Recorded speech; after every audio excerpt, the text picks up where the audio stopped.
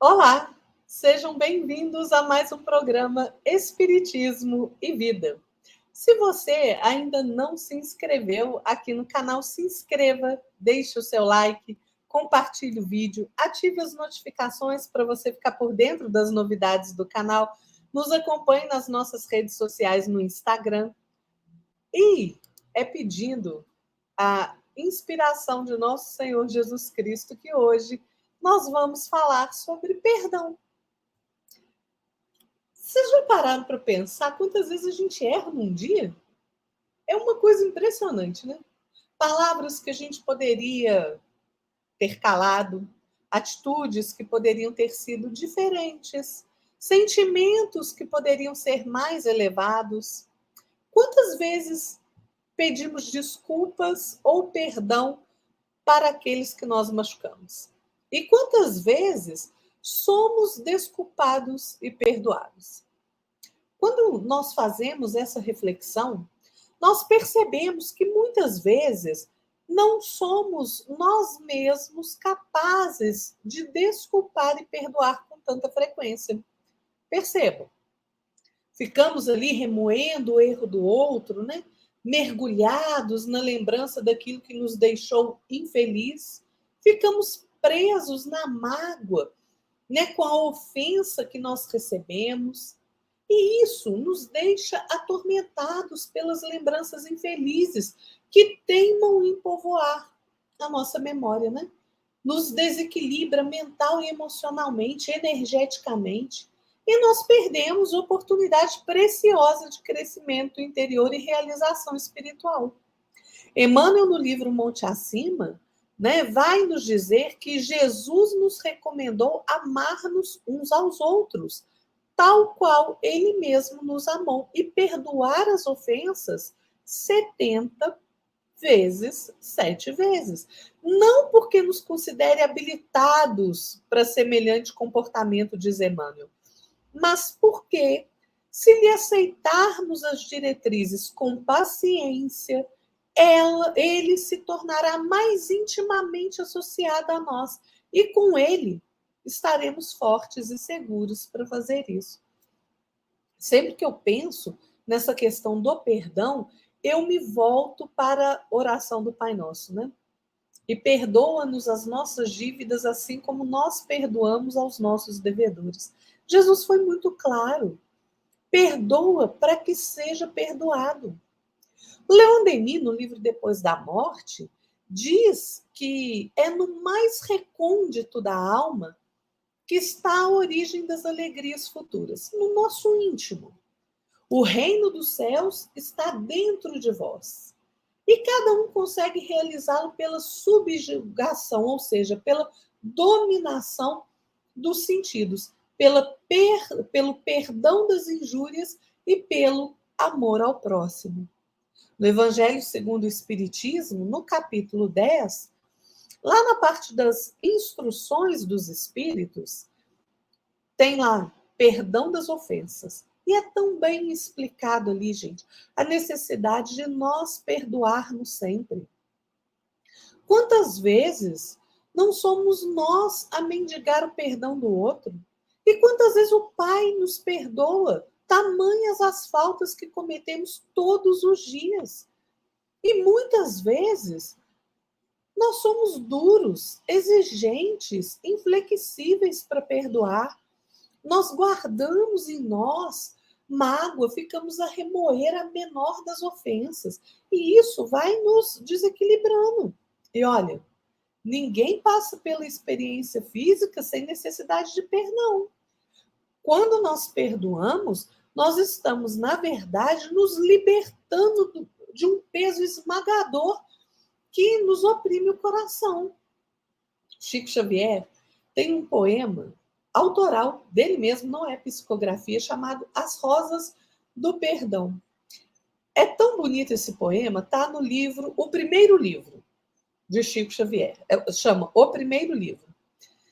E ele vai dizer assim, vou falar só um pedacinho. Ó rosas do perdão, nascestes com Jesus, no martírio sem par da tragédia da cruz. E desde esse momento, ó majestoso dia, espalhaste pelo mundo em rápido fulgor a beleza da vida e o perfume do amor. Qual um sol portentoso espalhaste alegria. Gente, é tão bonito, né? E exercitar o perdão é uma necessidade do ser humano, né? Exige disciplina, tranquilidade e boa vontade.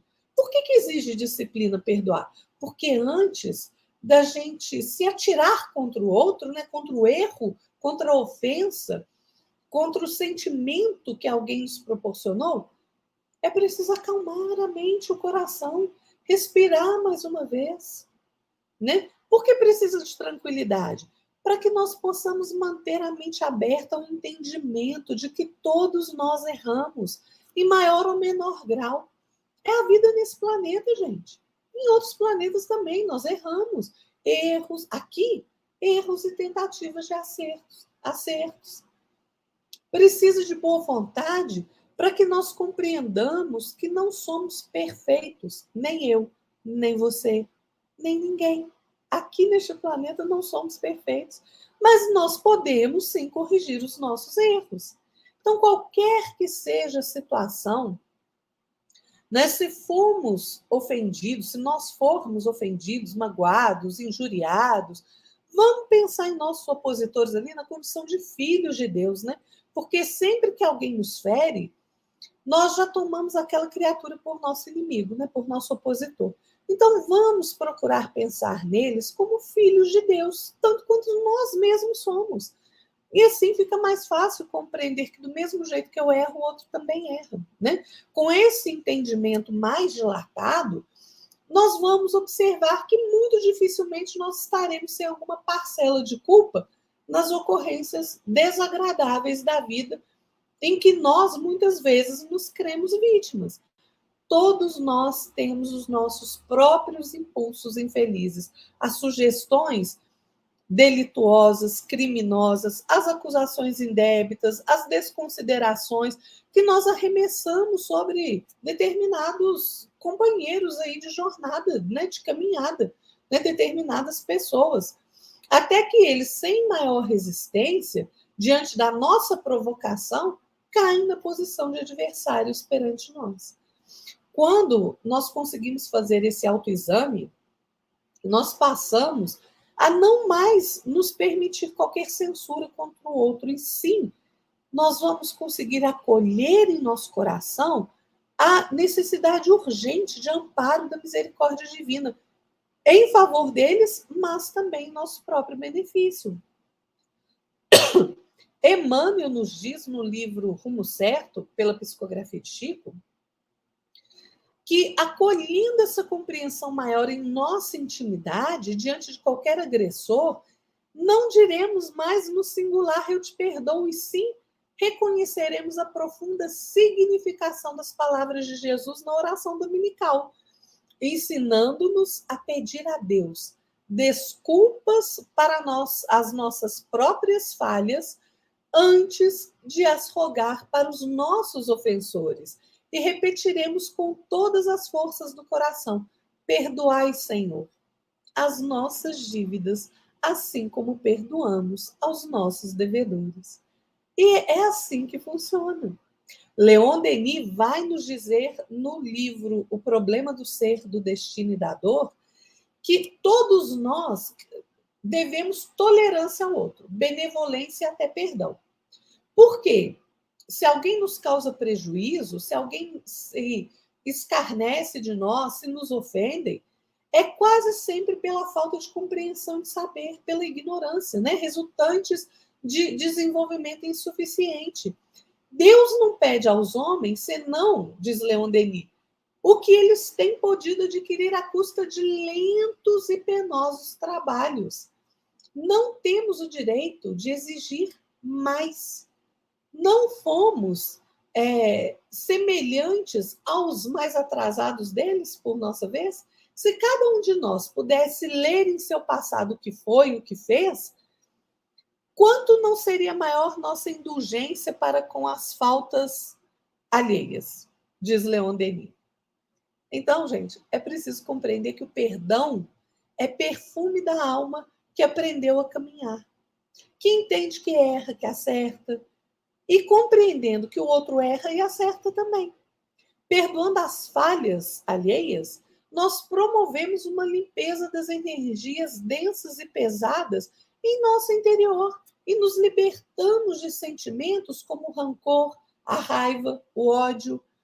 Perdão é luz que extingue as trevas.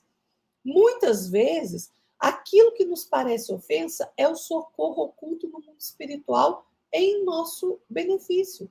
Perdoar é agir com misericórdia para com o outro, é estender a misericórdia, entender que a misericórdia vai além do perdão, criando mesmo o esquecimento do mal, né? Muitas vezes a gente fica se vitimizando diante do erro do outro, né? A gente fica ali clamando a Jesus compreensão. Ah, Senhor, né? Eu estou tão decepcionado que fulano errou comigo.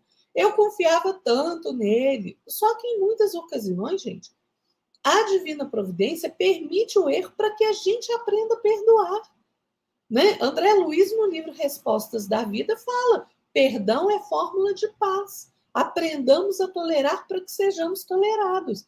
E para amar realmente, gente, é preciso aprender a perdoar. O perdão e o amor andam de mãos dadas. Para que nós amemos em plenitude, nós precisamos saber perdoar.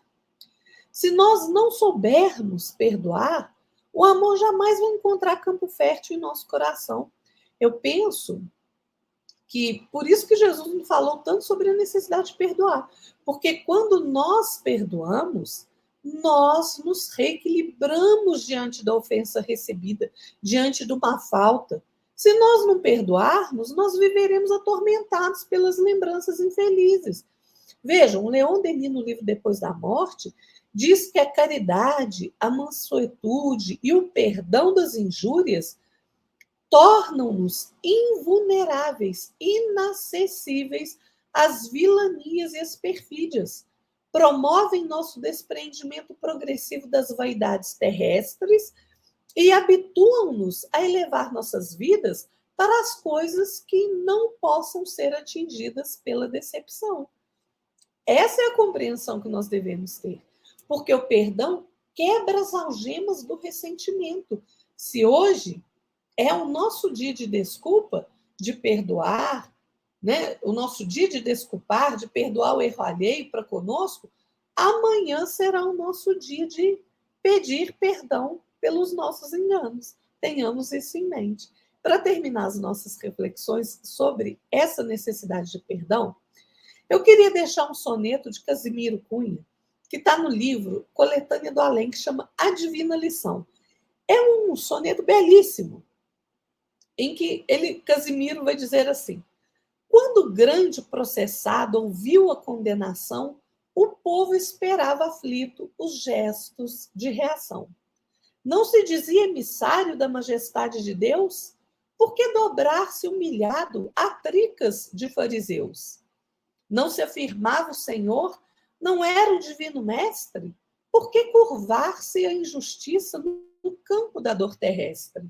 Fala-se que Jesus era o caminho, a verdade, a vida vitoriosa no seio da divindade. Entretanto, pobre e humilde, em face da multidão, era ele tido à conta de feiticeiro e ladrão. Vencido e dilacerado, o sangue empapar-lhe a fronte, contemplava angustiado a fímbria azul do horizonte. O povo, porém, não via nem milagres nem sinais. Onde o socorro divino das hostes celestiais? Martírios e bofetadas, e o mestre não reagia, suportando a cruz pesada na túnica da ironia. Que fazia o condenado? Por que não pedir dos céus incêndios, misérias, pragas, flagelações, escarcéus? Onde os carros poderosos de Jesus de Nazaré? Onde as armas e soldados pela paz da nova fé? O justo, porém, na cruz, ouvindo perguntas mil, viu que a turba ainda era frágil, ignorante e infantil. E o mestre, fitando os céus, deu a divina lição de amor que redime a vida. no silêncio e no perdão. Esse é o perdão verdadeiro. Aprendamos com Jesus, o nosso mestre e o nosso guia. É isso aí, pessoal. Até a próxima. Fiquem todos na paz de nosso Senhor Jesus Cristo. Tchau.